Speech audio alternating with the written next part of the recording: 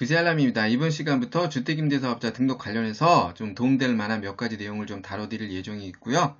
주택임대 소득이 있을 경우에 주택임대사업자 등록은 의무화가 되었습니다. 등록을 하지 않을 경우에는 미등록 가산세를 부과하겠다. 이런 내용을 지금 많이 접하셨을 것 같고요.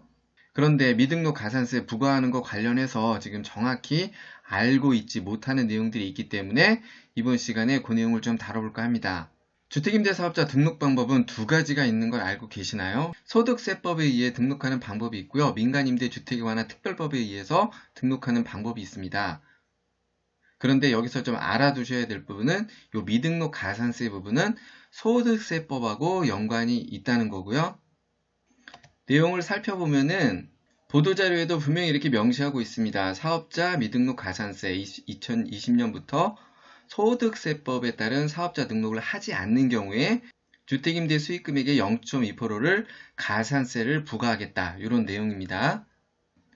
그러면 이 두 가지 등록 방법에 대해서 오늘 한번 알아보는 시간을 갖도록 하겠습니다. 주택임대사업자 미등록 가산세 관련해서는 제가 이미 전 시간에 이 내용을 좀 다뤄드린 게 있습니다. 오늘 처음 오신 분은 이 내용도 한번 좀 참고해서 보실 필요가 있을 거고요.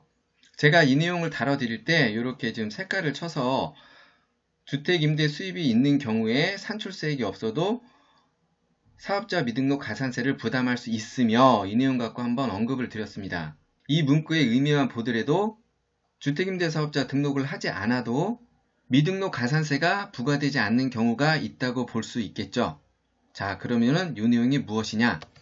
제가 전 시간에 한번 다뤄드린 내용이 있습니다. 이게 오래전에 좀 다뤄드렸고요. 올해 3월 초에 제가 한번 좀 다뤄드린 내용인데 주택임대사업자 등록 꼭 해야 하나요? 그리고 1주택자라도 꼭 해야 하는 경우가 있고 다주택자라도 하지 않은 경우가 있다. 그래서 요거에 대해서 제가 설명을 드렸습니다.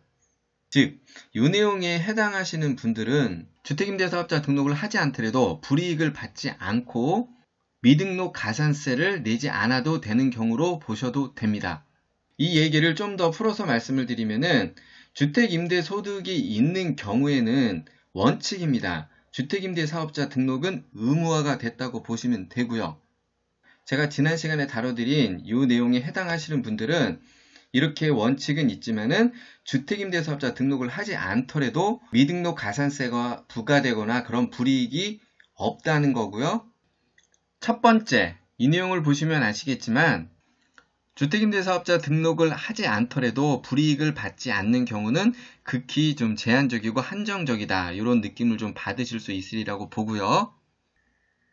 두 번째, 주택임대사업자 등록을 해야 된다는 가정하에 여기서 보시는 것과 같이 두 가지 등록 방법 중에서 유불리를 따져서 등록을 하시는 게 유리하다. 그 말씀을 드리고 싶은 거고요.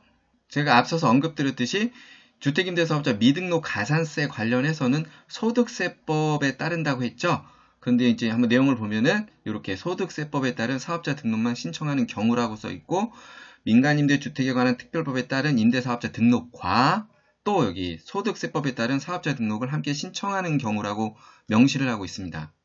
결론적으로 소득세법으로 신청을 할지 아니면은 민간임대주택에 관한 특별법에 대한 임대사업자 등록과 함께 소득세법에 따른 사업자 등록을 할지 선택을 할 수 있다는 거고요. 이렇게 나누어진 등록 방법의 큰 차이는 뭐가 있을까요? 일반적으로 주택임대사업자 등록 혜택 관련된 내용이 있죠. 뭐 취득세 감면, 재산세 감면, 종합부동산세 합산 배제, 뭐 장기보유 특별공제, 거주주택 비과세 이런 일련의 혜택을 보기 위해서는 이 방법으로 등록을 해야 된다는 거고요. 이렇게 등록하실 분은 렌트홈에서 등록할 수 있다고 이렇게 명시를 하고 있습니다. 렌트홈 관련해서 등록하는 방법에 대해서는 제가 이미 지난 시간에 좀 다뤄드린 내용이 있으니까 혹시 주택임대사업자 렌트홈으로 통해서 등록하실 분은 이 내용 참고하시면 등록하시는 데 좀 도움이 되리라 보고요. 그런데 이 부분에서 하나 좀 검토할 부분은 나 같은 경우는 이런 혜택 대상에도 해당되지도 않고 뭐 공시지가 6억이 넘는다든가 뭐 그런 경우에 해당이 되겠죠. 주택 의무 임대 기간에 상관없이 내가 매도하고 싶을 때 주택 매도하고 싶다. 그리고 5% 인상률 제한 없이 내가 원하는 대로 임대료도 올려서 임대를 하겠다. 이렇게 생각하시는 분들은 굳이 이 두 번째 방법으로 주택임대사업자 등록을 할 필요가 없다는 겁니다.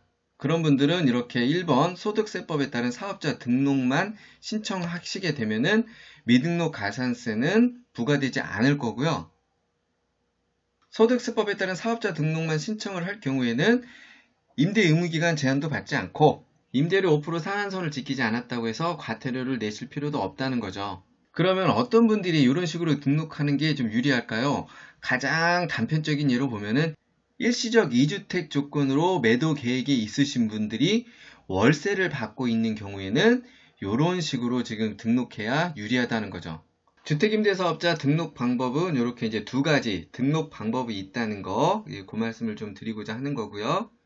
각 개인별 조건과 상황에 따라서 주택 매도 계획 등 유불리를 따져서 본인에게 유리한 방식으로 주택임대사업자 등록을 할 필요가 있다는 겁니다. 이번 시간에는 제가 이렇게 좀 단편적으로 말씀드리지만은 다음 시간에는 과연 내가 어떤 식으로 등록하는 게 유리할지 몇 가지 케이스를 들어서 한번 내용을 좀 다뤄보도록 하겠습니다.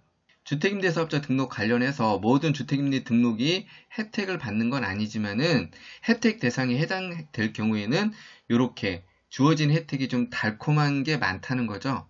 그래서 이 내용을 가지고 좀 더 구체적으로 유불리를 따져보고요.